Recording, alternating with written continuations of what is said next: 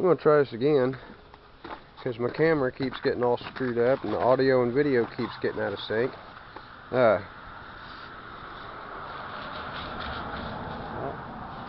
Anyway, had a lot of people interested in buying this thing, and they seem to think it's just a lawnmower. Well, there's been many things done to it, and I'm getting ready to go into a little bit of detail, show you how this thing's built, so people will quit calling it a lawnmower. Okay, ATV rear axle. First off, hopefully this ain't out of sync, so so I can point at stuff and explain stuff without me looking like an idiot, because my video's out of sync. It's got an ATV rear axle in it, brand new bearings, new chains. I drilled and put a grease zerk in it so you can grease the bearings. Same with the jack shaft. It's got new bearings and a grease zerk so you can grease them. It's a 5/8 shaft. Chain, clutch. The clutch is $100 new. I got $300 worth of parts in this engine. There is a aftermarket camshaft and rod. It's pretty much just an animal kit with a few mods. Anyway, I ain't gonna go too much into that. The framework is 1/4 inch thick on everything. Everything is 1/4 inch thick.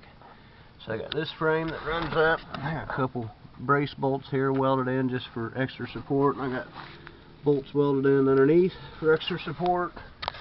Framework runs up and it gets welded to another piece of 1/4 inch thick, 3 by 3.5 or 3.5 by 3.5 1/4 inch thick angle wire. 2 of them, and it gets welded in there. Okay, and that runs up, and then I got 1/4 inch thick steel plating that's welded in. That it gets 4 of those, and that's welded on both the inside and out. It's just starting to rust a little bit. I need to put a little primer on that. Okay, I got 1/4 inch plate joining it to 1/4 inch angle iron to 1/4 inch angle iron. Okay, 3 by 1/4 inch, 3.5 by 1/4 inch, and then these plates. So all in all, I got probably $100 worth of metal right here. Okay, I got new bearings, that's 50 bucks. You know, new belt, that was only like 20 bucks. Got one of the green ones. $100 clutch, $300 in the engine, and a bunch of stuff that I already had.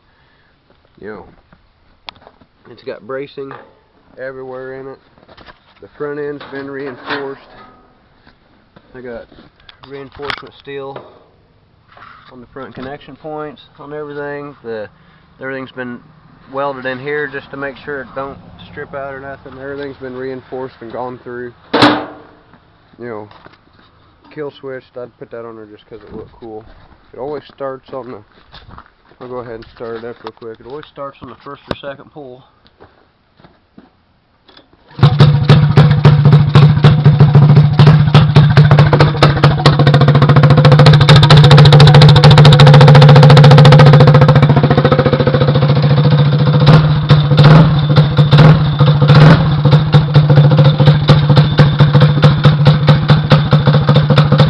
It does kind of have a hairy idle because of the cam.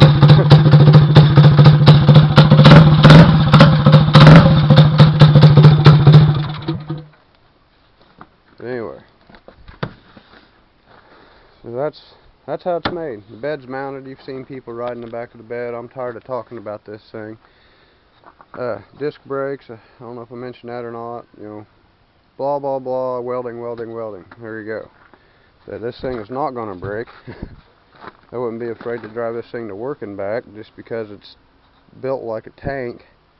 It's a little bit heavy, but it's beautiful driving down the road. It drives smooth as hell.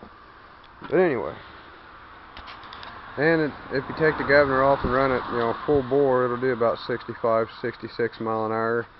The way I got it set up now, running with the governor, it runs about 40, 45. So depending, you know. That's all for now.